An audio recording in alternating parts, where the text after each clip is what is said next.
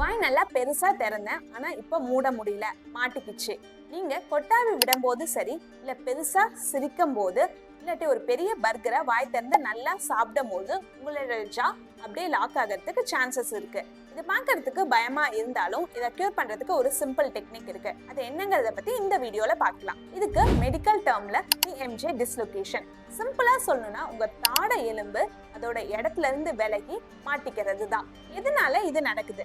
நம்ம காது கிட்ட இருக்கக்கூடிய ஜா ஜாயிண்ட்ல TMJ எமினன்ஸ்னு ஒரு சின்ன மேடு இருக்கும். நம்ம நார்மலா வாயை திறக்கும் போது நம்மளுடைய ஜாயிண்ட் அந்த மேடு வரைக்கும் தான் போயிட்டு திரும்ப அதோட ஒரிஜினல் பிளேஸ்க்கே வந்துடும். ஆனா நீங்க வாயை ரொம்ப அதிகமா திறக்கும் போது அந்த மேடையும் தாண்டி நம்மளுடைய தாடை ஓப்பன் ஆயிட்டு அங்கேயே லாக் ஆயிடும். நீங்க எவ்வளவுதான் ஃபோர்ஸ் கொடுத்து க்ளோஸ் பண்ணணும்னு நினைச்சாலும் திரும்ப அதோட ஒரிஜினல் பொசிஷனுக்கு வர முடியாது. உங்களுக்கு ரொம்ப பெயினா தான் இருக்கும். இந்த மாதிரி சுச்சுவேஷன்ல நீங்க ஒரு டென்டிஸ்ட பார்த்துட்டு அவங்க தான் உங்களுக்கு ட்ரீட்மெண்ட் கொடுப்பாங்க. பட் எமர்ஜென்சி சுச்சுவேஷன்ல எப்படி ஹேண்டில் பண்றது அப்படிங்கறத பத்தி பார்க்கலாம். உங்களுடைய 2 தம் ஃபிங்கர்ஸையும் தாடை, அதாவது மோலாஸ் இருக்கு இல்லைங்களா, கடவாப்பல் கிட்ட வச்சுக்கணும். மற்ற எல்லா ஃபிங்கர்ஸும் உங்களுடைய தாடையை சப்போர்ட் பண்ற மாதிரி நீங்க பிடிச்சுக்கணும். ஃபர்ஸ்ட் ஸ்டெப், உங்களுடைய தம் ஃபிங்கர்ஸ் வச்சு தாடையை நல்லா கீழே தள்ளுங்க.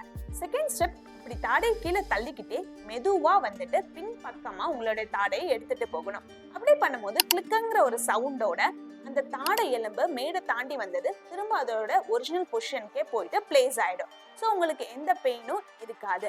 சப்போஸ் நீங்க இதை பண்ணியும் எமர்ஜென்சி சுச்சுவேஷன்ல உங்களுக்கு சரியாகல அப்படின்னா உடனே டென்டிஸ்ட்டை விசிட் பண்ணுங்க. அவங்க ஈஸியா இதை ஹேண்டில் பண்ணிட்டு ரிலீஃப் பண்ணி விடுவாங்க. இதே மாதிரி உங்களுக்கும் நடந்திருக்கு அப்படின்னா கமெண்ட் செக்ஷன்ல கமெண்ட் பண்ணுங்க.